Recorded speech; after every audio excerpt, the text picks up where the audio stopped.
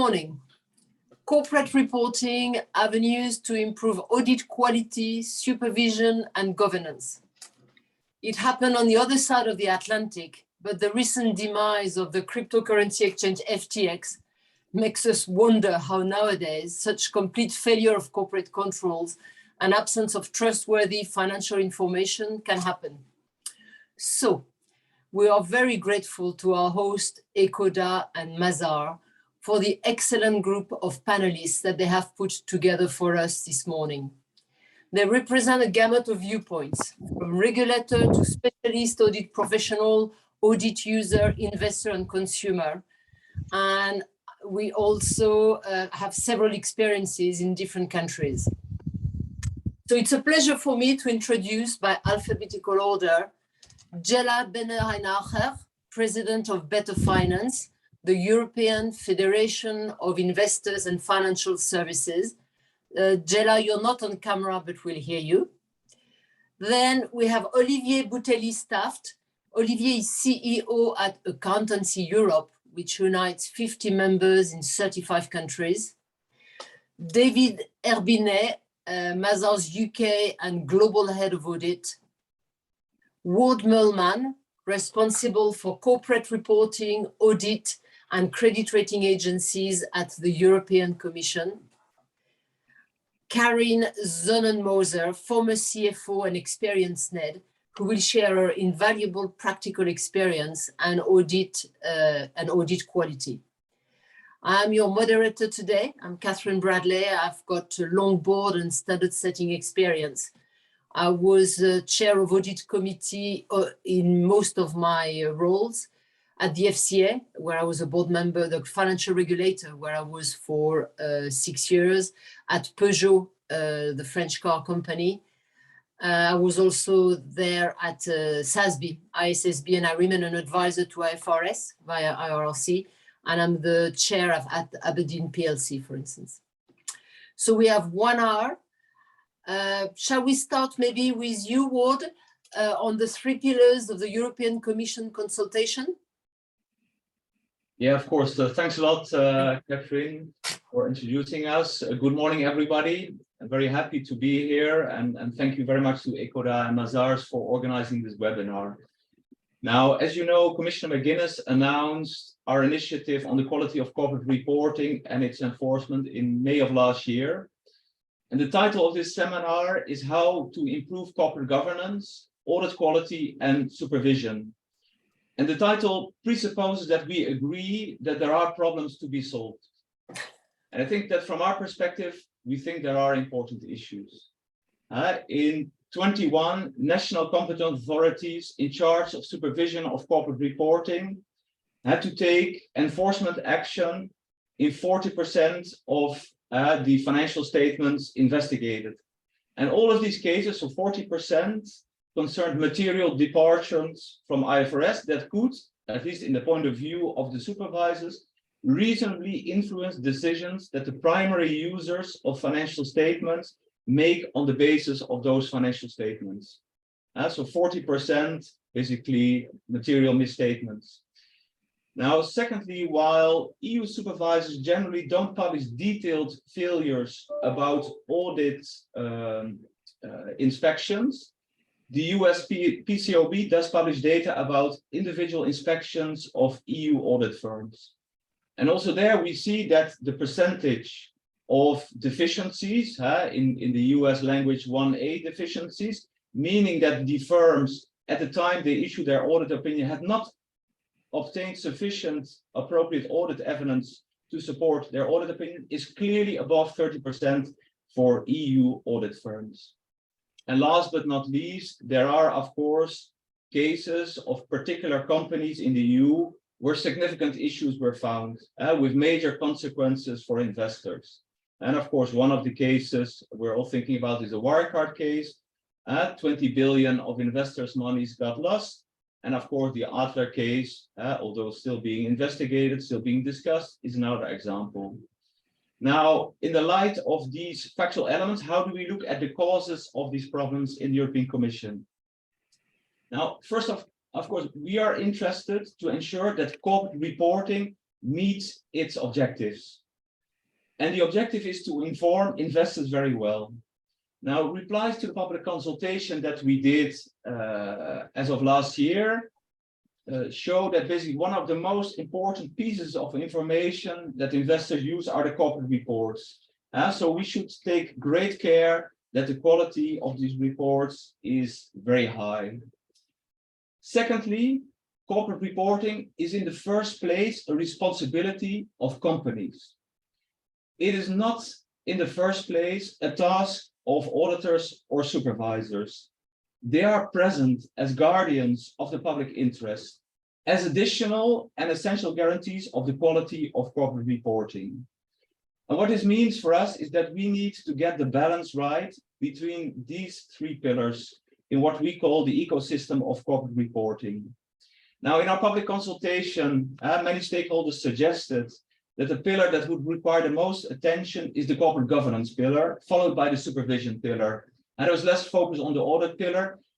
I myself have a little bit the impression that it might have been caused by the basically composition of the stakeholders that replied to our public consultation. However, a very fair question is whether EU-listed companies have sufficient legal responsibility for their corporate reporting. For instance, what happens when companies materially depart from IFRS, except for the obligation to make changes in their next financial statements? This is what happens in most of the cases. What risk does the company face? Now, of course, the great majority of companies want to report fully and correctly. But what for those companies that face certain challenges and have another interest that requires presenting a somewhat rosier picture than what may be the harsh reality? And of course, corporate reporting, corporate sustainability reporting makes correct reporting even more important, also to avoid that greenwashing happens. Now, auditors in turn have an important public interest role to certify that financial statements are correct and reliable. Now, the Commission's market monitoring report and what I mentioned already, the PCOB inspection, show there is still a long way to go. And we also have divergent approaches by member state supervisor. And this suggests that the contribution by audit to the quality of corporate reporting could be enhanced. And then the question for us is, have we created the right framework for auditors to remain sufficiently focused on their public interest task? Is stronger and more consistent supervision necessary? Would stronger companies' responsibilities create more space for the auditors to do their job properly, more properly? And finally, supervision is always a tricky topic in the European Union. However, it is hugely important as the supervision of one competent authority in the EU does the job for the entire union and for all investors. ESMA suggested that more cooperation and more independence of supervisors might be needed, but more harmonization of approaches across the EU and more effective supervision might also be needed. Well, I will finalize now. We continue to work on this initiative. We expect to publish a study on the implementation of the audit reform in the beginning of December, and the Commissioner will likely set out the way forward on this initiative also in the beginning of December. So we have an interesting time ahead of us, an interesting agenda. I'm looking forward to the discussion of today. Thank you. Well, would you give us all the key topics? It's going to be a tough ask. Shall we turn now to David to give us a view of the state of play in the UK, where we've got an audit reform process going on, and of the European audit market. David. Thank you, Catherine, and thank you, Ward, for the very complete review of the issues that are impacting the market today. I will not try to repeat what Ward has just said, because it was very comprehensive. I will just probably focus on some specific aspects that relate to the audit market for my introductory comments. We hear a lot about audits. Sometimes, audit makes the front pages and not always for the right reasons. I think in a way, this emphasis on audit is a good thing, because it highlights the importance that audit has in the good functioning of financial markets and of our economies, more generally speaking. And audit, I would say, is more important today than it has ever been, probably. The world we live in is uncertain. There are risks that have not been faced before. And the market needs to be able to rely on information that has been verified and can be trusted. However, the audit market needs to evolve with society in order to address the evolving needs of society. And I think probably in many ways, audit is performed today in a very similar manner to the way it has been done for decades. And we need to see audit evolve to operate in the public interest. What we are seeing in the audit market is a range of quality issues. And I think here I would like to preface my comments by saying that the very vast majority of audits are performed with a high level of audit quality. However, exceptions keep recurring, and we just have too many one-off issues in the audit market, and collectively we need to find a way of addressing that. So quality is clearly one of the key considerations. The second key consideration is lack of choice. There is a real and serious issue of lack of choice in the market. The market is dominated by a small number of very large firms. There is limited competition during audit tenders. I will accept that when there is competition, that competition can be very intense, but there is limited competition. And I think we'll come back to that perhaps later, but we are seeing also a new development in the market, which is that some firms, some companies are now unable to find an auditor. And that is a very new development and a very worrying development. So what has been done? In 2016, there was a audit reform at EU level with an audit regulation and audit directive. And they have both been very helpful in many ways. However, they have also created a patchwork of rules across member states that are not always consistent and that are definitely quite painful for companies and audit firms to implement. And we have also seen that the issue of choice and competition that was already a factor of the last audit regulation. This has not changed sufficiently. The regulation has not had a big enough impact on market choice in the EU. So while the EU audit regulation brought a lot of really helpful improvements in the audit market, these improvements have not necessarily been sufficient, and we believe that this audit regulation needs to be reviewed and enhanced. You asked, Catherine, and I will conclude with that, what is the situation in the UK? So in the UK, there have been multiple reports on the state of the audit market, the state of governance, the state of regulation and supervision. And we've all witnessed a number of changes at government level in the UK. So delays have been of course understandable, but we understand that the British government is about to publish a draft audit reform bill that will seek to address quality and choice issues, notably with two important developments. The first one is the creation of a new, stronger regulator called ARGA. Importantly, a regulator that will be improvement focused. And again, perhaps we'll be able to come back to this concept of improvement-focused regulation. And the second big development is expected to be the introduction of managed shared audits, with a view to bring more audit firms into the audit market for large listed PIEs and strengthen competition and increase choice.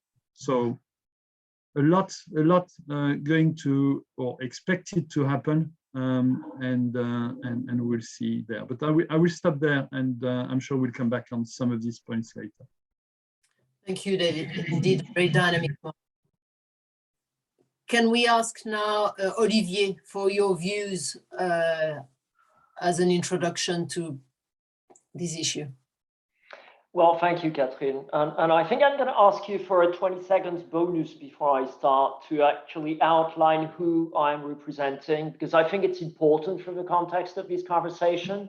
Accountancy Europe is basically bringing 1 million professional accountants across the continent. And what is important is that these accountants work in very, very different capacity.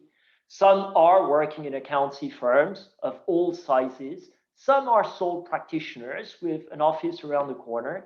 A significant number are actually working in business as CFOs or directors. And also we've got a proportion of our members working in public sector. So I think that's important because it puts Accountancy Europe really in a position to take a public interest perspective on these matters. Now, I'm going to pick up on a point that David made, but today we're meeting to talk about exceptions. I fully agree with you, David, on that. And in a way, if we put this back into the broad scheme of things, yesterday the COPE actually was ended. And Vice President Timmermans actually clearly said he saw it as a failure. And that is the most important challenge that humankind is facing. So in a way, I'm glad that this webinar is being recorded, but if people listen to it in 2032, they will probably see us as talking about the gender of angels at a time where the world was about to collapse. So I think it's important we don't we don't miss the proportionality of things. So yes, the vast majority of audits are going okay, but as a profession, I think we always strive to improve what we do. The big question, in a way, is how to do so, because unfortunately, not everything is in everybody's hands. And that's why I would really like to commend the approach that the European Commission has taken, and especially Ward personally, I think, for keeping really high on the agenda the idea of a systemic approach. Because this is a puzzle, it's an ecosystem, corporate governance, and you can't fix problem by just fixing a small element of that.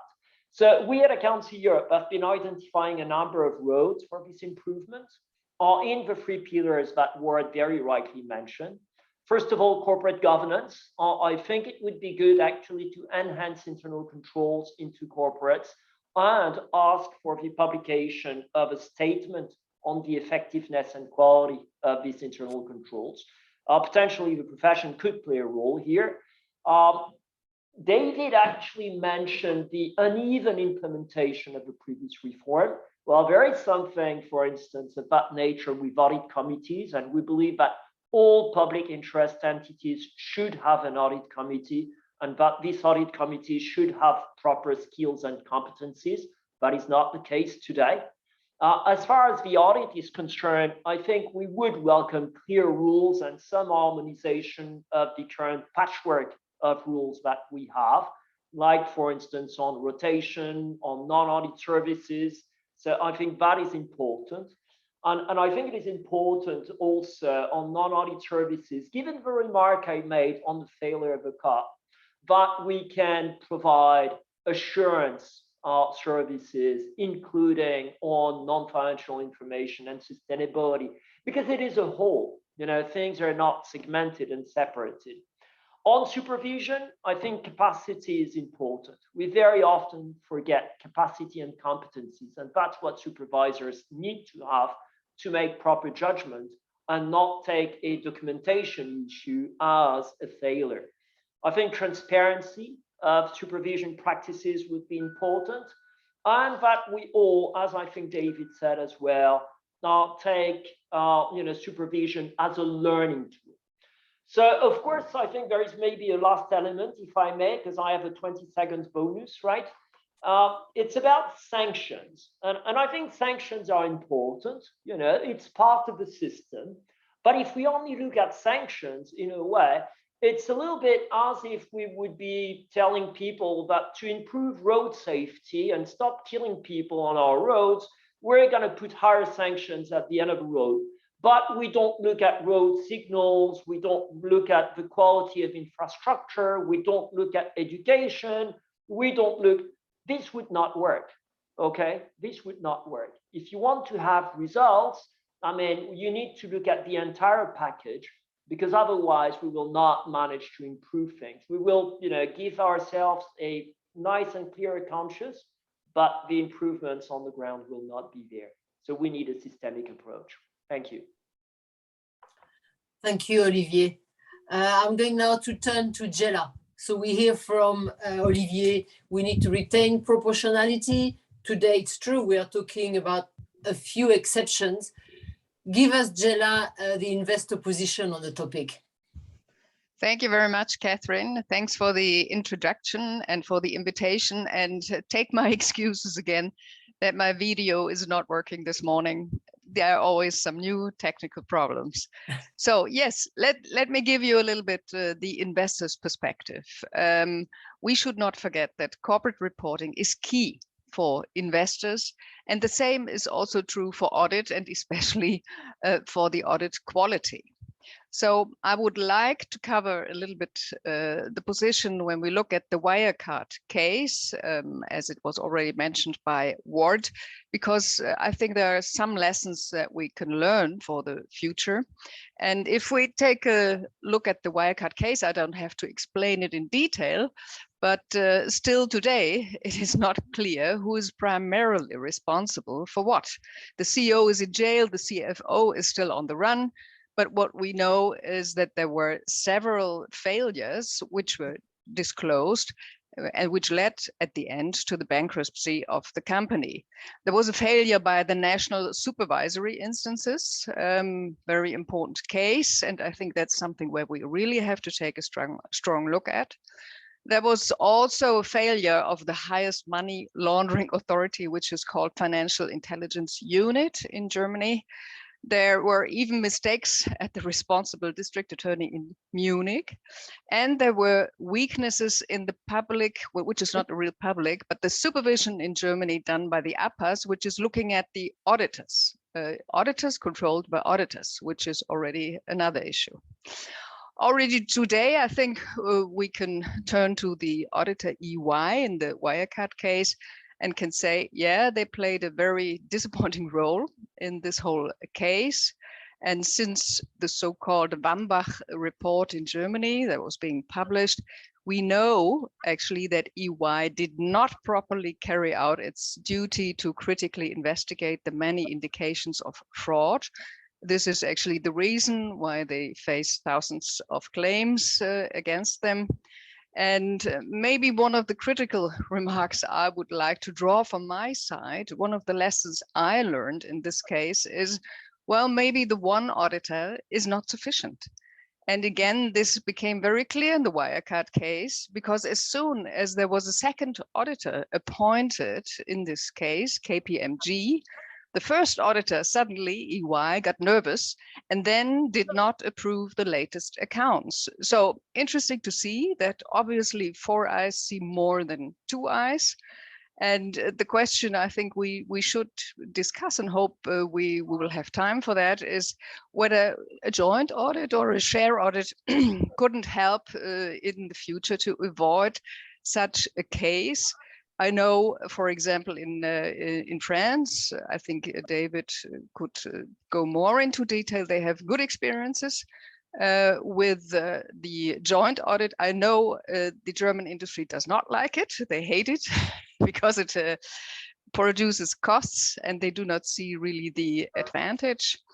But also other weaknesses were detected in the Wirecard case. One is the liability. I mean, in Germany, the EY liability was limited to 4 million euros, something also that we should discuss on the European level. And also the question, how can we increase the audit quality? Why were the auditors in the Wirecard case so uncritical and did not control, let's say, the third-party agreements in places such as the Philippines. So very interesting case where we can learn a lot, but I do not want to cover all with a Wirecard. Let me, at the end of my introduction, maybe a final remark. I mean, I'm a long time in the business now, especially in Brussels. I still remember our discussions we had at the last audit reform in 2014. And I still remember we were discussing with the EU Commission on how can we break up the oligopoly of the big four. This was actually one of the main objectives of this last piece of legislation. And as we know today, this objective was not reached. The reform did not succeed, at least not in this respect. On the contrary, in my daily business, I have the impression, also when I sit on the supervisory boards, that we have even more concentration in the audit market than in 2014. And this is mainly based on the current barriers which exist for the non-big four companies. They have very difficult time to enter the market. And this is a huge disadvantage. And if you have such a high concentration in the audit market, this leads to a low level of competition, and that's never good. So I think there is need for action to improve this current situation. Thank you, Jela. You give us several topics to unpick here. I propose now we go dig a bit further. We'll first look at the first pillar, so corporate governance, and then second pillar, statutory audit. So I'm now going to turn to Karin. Karin, we've just heard Ward earlier on. He clearly said responsibility remains with the corporate. We've heard Jela saying we don't do enough. So Karin, you've got, I mean, very strong practical experience, both as a CFO and now on the other side of the table as Ned. What do you answer to that? What is your experience? Well, thank you, Catherine. Well, actually, I know it over the last decade that the quality of financial reporting and its enforcement has improved significantly, partially due to the various legislative directives we have seen led by the EC. But I also recognized that there may be room for improvement. And Jela just mentioned that some of the measures of the audit regulation and the audit directive of 2014 wasn't successful. I would say a lot of them were not implemented fully in all EU countries. And Olivier also mentioned, I mean, the exemption for audit committees should be removed. The exemption for non-audit services should be removed. I mean, that should be a legal equal treatment in all EU countries in order to make, in order to reach a higher comparability of the annual reports and the figures. In addition to that, I mean, as CSR reporting is currently becoming more relevant to investors and also to other shareholders, I make the experience that a lot of boards are just swimming. You know, I mean, we really have a lack of a legal framework for CSR, and I really would like to see that the EC focuses on these activities in order to give the companies a better legal framework, or at least a legal framework for CSR reporting, its audit and its enforcement. But in addition to that, you know, I mean, I also absolutely support the opinion of Olivier of the proportionality in these times. I mean, you know, we don't need more reporting requirements, which will tie up management capacity. I believe that in these times, the management need the time for optimization and even more important for innovation. So, you know, I think that's more my practical view on the things, not so much from the legislative point of view. This is honest and robust. Olivier, no, David, give us your analysis. We've already started hearing about lack of choice regarding auditors. What is your analysis of the current issues in the PIE market? In the PIE market? David? Okay, goes. Yeah. So I mentioned I started earlier. So let's put some facts. Yeah. Let's put some facts on the table. Today, the more than 90%, 90, of the audit fees paid by EU listed companies are paid to just 4 firms in the market. So it's a very heavy concentration. In some sectors, it's even more than this. And the situation that companies are facing is that as a consequence of conflicts of interest and independence rules that have been put in place, and that, just to be clear, I fully support. Independence is that really needs to be at the heart of the quality of audit. But as a consequence of these independence rules, effectively, many European firms have a choice of, at the most, two audit firms, sometimes only one, and in some circumstances, none. And that's the new concept that I was referring to earlier of audit orphans. That is a new development in Europe. There are a number of companies now in Europe, and some are listed and large, cannot find an audit firm in Europe. So that, I think that should be concerning for corporate governance. That should be concerning for the good functioning of capital markets. And I think this issue of lack of choice is also creating potentially some challenges around regulation. And the question is, can regulators actually regulate when the consequence of their regulation could be a further restriction of choice? We are seeing that, in Germany, that there is an issue, a real issue in Germany, as a consequence of Wirecard. There is potentially an ongoing issue in Poland of a similar kind.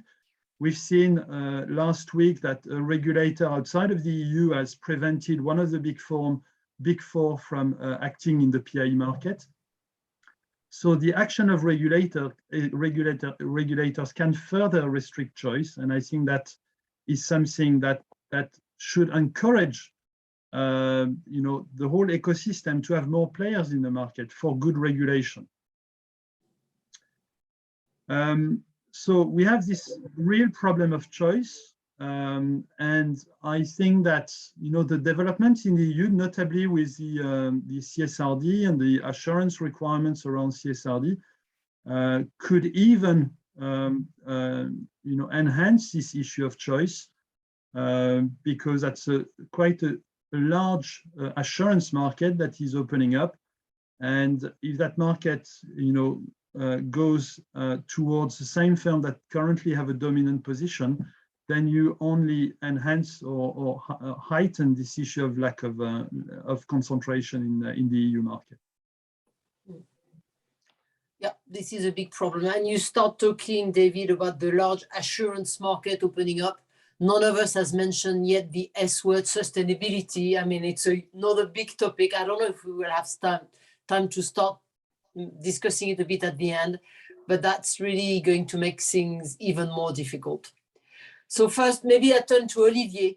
Olivier, you'd mentioned to me we need a systemic approach. What do you recommend? What should we all do?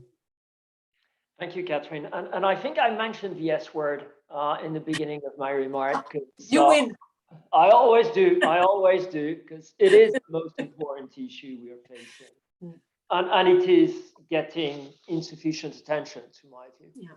So how to develop a systemic approach?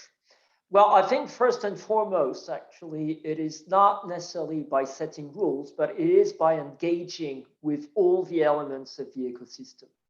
So in a way, I think it would be really important that, and I'm now talking to Ward almost, that he continues engaging, as I know he does, with all the different elements of the ecosystem, but maybe also that he brings them together so that there is a kind of systemic discussion on what is the impact of a particular idea on the rest of the system. Now, we at Accountancy Europe have been doing quite a lot of work on this matter. And I think, as I said in my initial remarks, it is important that the three pillars are connected and being reformed at the same time. We cannot delay elements of the puzzles. And we need to start with the beginning, because in a way, corporate reporting, corporate governance is a cycle. It is a system. So you have to start from the beginning of the chain to be able to end, properly at the end of the chain. So I think there is broad agreement here on the need to mandate audit committees and competent audit committees in all companies. So not a controversial issue. So Ward, this is an easy one. You can tick that box. I think this is something that everybody will support. On internal controls, I think it is linked in a way, because you cannot impose audit committees without being clear on what it is that they have to do. So I think it is important that these audit committees actually really have a proper framework, as Karen was calling for their responsibilities and how to discharge them. And I think this should be made transparent. So we would support, a report from the board on the effectiveness of the internal controls. And I think, this needs to be public, and potentially this needs to be audited as well. I think we also have a number of proposals on the audit itself. And here, I think the most important thing is actually that the work of the auditor is being clear to all the stakeholders, that the remit of the mission, that now we've been having quite some reflections on that, could potentially be enlarged. More could be done by the auditor. So for instance, I mean, I'm not talking about sustainability here.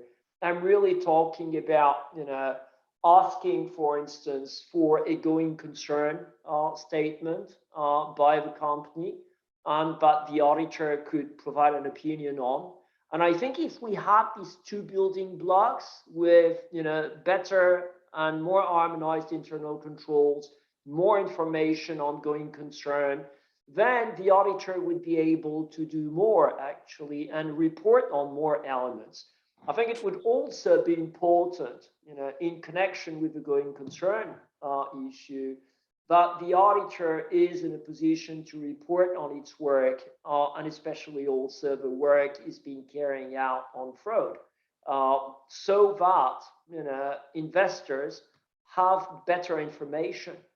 The point is that at the end of the day, there is also a balance that needs to be reached, because too much information kills information. And we've got very large corporate reports already out there, which are going to increase with sustainability reporting. It takes a lot of time from companies. Do investors put all the necessary time actually to digest this report and base their decisions, I think, on these reports? So I think we need to improve the entire framework. And I'm not going to be talking about supervision, because I'm sure Ward has plenty of ideas on that. Yeah. Thank you, Olivier. So now I'm going to turn to Jella. Olivier, you tell us it's not enough just setting rules. We need to engage much more with all the elements of the ecosystem. Jella, give us some practical steps. What would you like to see happening to protect the investors, to give them the information they need to have? Thank you very much, Catherine. Well, I think one point we could think about is that we take the auditor more into the responsibility also towards the shareholders. I mean, we as DSW, largest shareholder association in Germany, we also cover foreign shareholder meetings, Netherlands, UK, France, Spain, and so on. And in the Netherlands, for example, you have a very good practice, we think. There it is the auditor which reports in the shareholder meeting about his outcome, and is also ready to take questions from the shareholders. And I think this would be a major improvement in the corporate governance system if you also let the auditor report in the shareholder meeting, and to allow him a direct dialogue with the investors. Thereby, they could show more accountability and also more independence from the company. So I think it would be a major step forward. And maybe one last point I wanted to cover, which goes in the same direction of what David covered. I think when we look from my board member experience at beauty contests, I mean, I'm very supportive of the idea to have this rotation of the auditors. And each time we now have a beauty contest and ask for a rotation, it's really practically difficult, because the Big Four is only theory. And that's a little bit what David also indicated. Some of the Big Four are so much into the consulting that they do not want to offer the audit. So at the end, you have one or two, and that's, to be very honest, that's not a real choice as a board. So I think this is could be a real quality problem if you do not have enough auditors to apply for these beauty contests. Yeah, so it's a good segue to our second pillar, the statutory, the audit quality. So first, I'm going to ask David how we can improve the audit quality.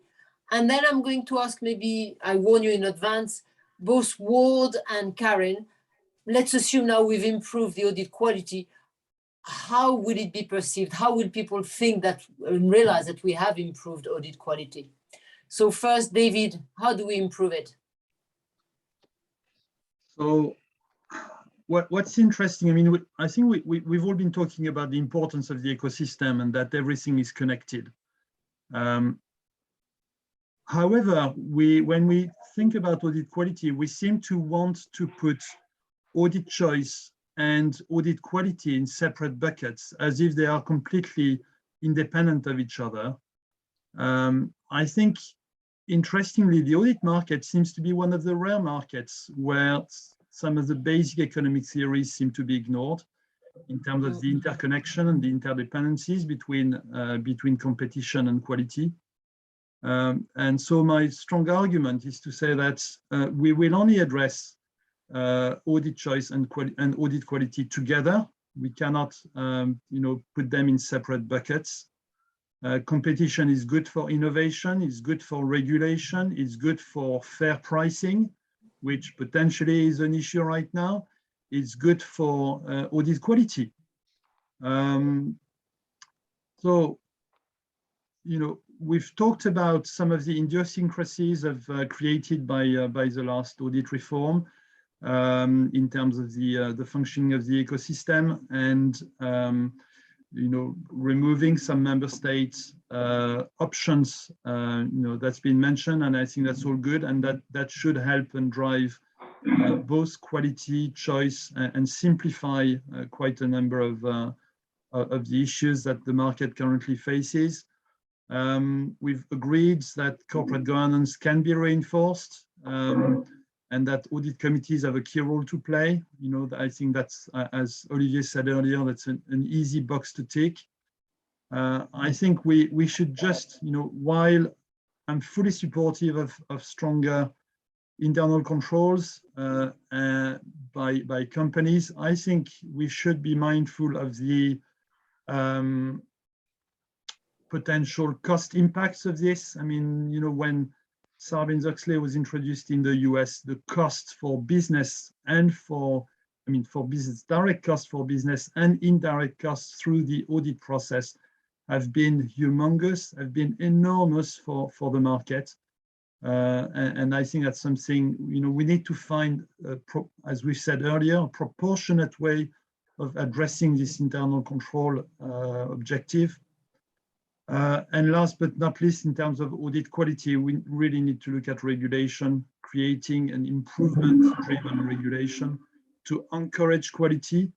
And it's by encouraging quality in the right way, we also bring to the audit market some firms that have currently put PI audits in the too difficult to deal with category, which is further reducing choice. So all of this is connected, but we cannot disconnect choice and quality is my strong argument. So Ward, we're in your hands. We're in your hands. We need regulation to encourage quality. Quality and choice go hand in hand. How can regulation help? Or how can regulation make it worse by making it more expensive and limited? Tell us what good should look like. I mean, maybe first to react to a remark of Olivier, that engagement is very important. And I think we fully agree with that, obviously. In the end, what is needed is a proper balance between the three pillars. You cannot basically push one pillar, leave the other pillar behind. I think that clearly doesn't work, and you need to have a conversation between the companies, the auditors, and the supervisors to understand what is possible, what is not possible, also to avoid that all the burden goes to one of these pillars. Now, then there's the proportionality issue, and the proportionality is, of course, also extremely important to us. I fully take the comment made by Olivier that sanctions is not the only thing that can work. It cannot be that we should fully rely on sanctions. At the same time, in the end, if there's no strong supervisor that can take strong sanctions, all the intermediate steps, basically the signals on the road, they don't work. Because okay, if I violate this small sign on the road, my maximum fine will be 15 euros. How many people will be tempted then to just go around that? Because in the end, what can happen to me? It's 15 euros, it's 25 euros. It doesn't work. And in that respect, just to mention one example from our experience, and it relates directly to audit quality, from the figures that we have, it has shown that in the past couple of years, or at least in a number of years, it was not the latest data, but that the highest fine for an audit firm in some of the biggest member states was 40,000 euros. So basically, the reaction of one of the supervisors was, okay, but this is Christmas party money. If we talk about that, then of course, in the balance of the overall system, there's a problem. If an audit firm can buy itself out with 40,000 euro, although the turnover of the audit firm is 1 billion euros a year, it's not proportionate to the size of the market and of the revenues. And then maybe I hear quite a lot about joint audits, competition issues. Of course, we're the first ones to say that basically competition is an issue, and we will look at that very carefully. But I must say I'm not entirely convinced myself that the link between competition and audit quality is extremely important. Of course, there should be competition. And what we see from the audit study that we will publish in the beginning of December, there is more competition when there is rotation. But there are also issues, complications with the current system. We have all these different systems in the member states, which doesn't really help anyone. So I think that is clearly a problem. But what and there I would be very interested also to hear the views of the other panelists. So basically, a solution that is being suggested is the joint audit or managed shared audits. Because you would have 4 eyes instead of 2. I fully understand the principle. But what happens essentially is that we say instead of 3 pillars, we have corporate governance already, we have audits, and we have supervision. Then in the audit pillar, we create another sub-pillar in a way. We have already in a way the company 2 eyes, the auditor 4 eyes, the supervisor 6 eyes. They have a different perspective, but we create in this audit pillar another 2 pair of eyes. And we do a little bit the same sometimes with the audit committee. We create in the corporate governance pillar in a company, we create another responsibility by another sub-entity in this pillar. And the question is also a little bit, do we really need to do that? And I can see it from the perspective of creating something else in the market structure. But in terms of the audit quality, I'm not sure that this is really the way forward. It creates complications inside the pillars, and we should maybe focus more on action in terms of audit quality on the auditor to ensure that the auditor does a good job. Thank you. So Karen, you're in one of your boards. It's the end of AuditCo. You want to leave the meeting being comfortable. You've had quality audit. How many eyes have you benefited from? Did you get enough eyes? Should you get more? How do you make yourself comfortable that with your company X, you've had good audit quality this year? Well, actually, I think the internal control system is one measure. I absolutely agree with Olivier on that. I'm not sure if an audit of the internal control system would really bring us a value added, but maybe, yeah, that could be discussed. The joint audit, I really doubt that a joint audit would increase the quality of the process. Right now, I mean, there's any empirical study which shows that there's really a positive effect on joint audits, even in France. I mean, there aren't any proofs that the quality increased. I mean, the cost increased, that's for sure. And the management attention increased. That's for sure as well. And I mean, I think David already said it, we are running in a capacity lack of auditors. And I believe that the joint audit would even make that worse. I mean, you know, the auditors right now have already not so much capacity we need in these times, based on the fact, you know, that these multitude of crises just requires a lot of actions from the management and buy and merger and acquisition topics and so on and so on. And you always need your auditors. So I don't see, or I see a big problem on the capacity, but I don't believe that we can solve this problem with a joint audit at all. Olivier, you raised your hands. I don't know. I mean, just tell us, how can we increase the presence of the challenger firm? I'm the witness. I'm on several boards. We have difficulties sometimes switching auditors.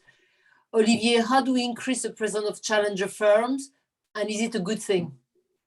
Well, I think it is a good thing to have challenger firms. I think we sometimes maybe dream a little bit because it took a good 40 years for the market to be as it is. It's going to take another long time to change the market structure. But I'd like to react to a couple of points that have been made. And I'm not going to speak about joint audit because we can see, you know, from the different remarks that have been made, that it is very strongly splitting the views. It's interesting to see that on a number of other issues, I think there is a lot of common thinking in this panel. But on joint audit, it's really splitting the views, and I'm not going to take side in that split. I'm just going to observe, actually, that at this point in time, you know, we need to develop, as I mentioned, a systemic approach. And if we start splitting views and creating oppositions, it's going to be more difficult, actually, to cooperate. So I think it is important that we look ahead all together, all elements of the system, and find solutions. And there are a couple of things that have not been mentioned and that I would also like to throw in the debate, because we're talking a lot about audit quality. That's good. Everybody is striving for that. It may be a good thing to have audit quality indicators to exactly know what it is that we're talking about, because right now it's not always clear. And I think it's the same thing. If we would want to develop audit quality indicators, I believe they should be developed from a systemic multi-stakeholders perspective. There is not someone who is super knowledgeable who is going to come with a set of indicators. I think we need to learn to work in new ways, in collaborative ways. I think the audit report, you know, it's been enhanced. We're now covering key audit matters, but I think there is, you know, more that maybe we should explore to see if the audit report itself could be made more informative. We're talking about competition all the time. And here it's a little bit like audit quality. I'm never quite sure what it is that we're talking about in a way. You know, are we talking about structure? Are we talking about dominance? Are we talking about price competition? You know, we're talking about, you know, a little bit of all of these things in a way. And if I look back, every time competition authorities, who are the ones I believe who know what they're talking about, have made the analysis, you know, on the audit market, they concluded that, you know, there was no need for them to intervene. So I think we should also remember this, which is not a way of saying that we should not collectively reflect on how we can create better incentives for the challenger firms to move up, you know, in the PIE market, because this is in the collective interest of the profession, but also of the you know, corporate governance ecosystem altogether. When we talk about lack of choice, I think it is important that regulators also understand that the rules they adopt are actually often restricting choice. So we need to, you know, again, take a holistic approach to avoid making things worse in a way before trying to improve them. And finally, I would like to outline what I find is an absolutely key element of this whole equation that we've not been talking about, which is really capacity, but in the sense of attractiveness of the profession. Like many industries today, we struggle attracting talent. And without talent, you know, whatever rules are being put in place, the audit will not work. So we need talent in the board. We need competencies in the board. And I would like to commend ecoDa for the work they're doing on that. We need climate competencies in the board. We need audit and accounting competencies in the audit committee, but we need to be able to recruit competent auditors. And if we carry on making audit about compliance and box ticking and rules, we will never be able to attract the right talent, and the systemic impact of rules on talent and the development of talent will be dramatic. Yeah, talent is a key answer to all that. We've only got 3 luxury small minutes left, so we can't develop more topics, but I heard the words quality assurance. It's true that all of us in our markets, we all are hungry for more quality assurance, but guess what? More quality assurance means yet more requests from auditors. In many countries like mine, it's qualified as non-audit services. And I heard, I think it was Jella, you said, well, maybe we should not give any exemptions for non-audit. So without mentioning the sustainability word, we know there is yet another big wave requiring more and more help. David, how are we going to make things better rather than worse? How are you going to improve competition when there is this big need for additional services coming? Thank you, Catherine. I think, I mean, the issue of market structure, I think, is understood, and I think today there is consensus in the market to say that there is an issue with the structure of the market, and I think the CSRD and the assurance requirements arising from it are only exacerbating the market structure issue that we know. I'd like to maybe just respond very briefly to a comment that Olivier made earlier. The only deep study that I know of that has been performed in Europe, let's be broader than the EU a little bit, in Europe by a competition authority done seriously, is the work that the Competition Markets Authority has done in the UK. That's the only deep and I would say serious report on competition in the audit market that I know of. And this report was very clear that there is an issue with market structure, and it came up with a number of recommendations to improve the structure of the market over a long period. It's Olivier said it's not going to be a quick fix. it's at least a 10-year project, I would say, to change the structure of the market, at least. But if we don't start sometime, in 10 years' time, we'll be talking about issues with the market structure again. And so the Competition Markets Authority has come up with a number of ideas. All of these have been, some of these have been debated today. I think the views of Mazars are very clear in terms of how market structure could be improved. I'm not going to repeat them, but the 4 eyes principle, I think, has a big role to play in any solution we put forward, including, and coming back to your first question, Catherine, including in relation to CSRD. I think there is scope to involve more than the auditor of the group in the assurance work on CSRD. And I think this concept of 4 eyes in audits, has got significant merits that need to be further debated. Without the cost that some mention, there is absolutely no evidence that the 4 eyes principle in France costs companies more than audit costs in other countries. We don't have time for any more, but I think this forum makes us hungry for more. We want to sort it out. Thank you very much today, Ward, Jella, Karine, Olivier, David. It was an excellent forum. We had a strong participation, I see on the line. So thank you to ecoDa, thank you, Mazars, and give us more reasons of these forums. Thank you very much, Catherine. Thank you, Catherine. Bye-bye. Thank you. Excellent moderation. Thank you. Bye-bye. Thank you.